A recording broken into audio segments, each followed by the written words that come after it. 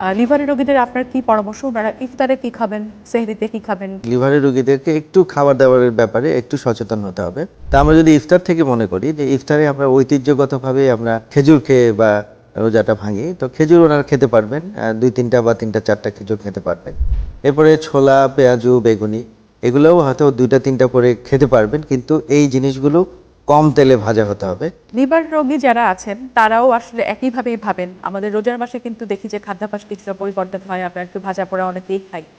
কিন্তু আসলে লিভার রোগীরা কি খেতে পারবেন কিনা? সিরোসিস অফ লিভারও যদি তার লিভারের ফাংশনটা ঠিক থাকে, আমরা বলি কম্পেনসেটেড সিরোসিস, সেই ক্ষেত্রে উনিও কিন্তু পুরোপুরি রোজাগুলো চালিয়ে যেতে পারবেন। পাশাপাশি তার ওষুধগুলো চলবে। রমজানে লিভার ক্যান্সার রোগীর করণীয় সৌজন্যে জিসকা ফার্মাসিউটিক্যালস লিমিটেড। দেখবেন ২৭ ফেব্রুয়ারি শুক্রবার সকাল ১০টা ৩০ মিনিটে শুধুমাত্র এটিএন নিউজে।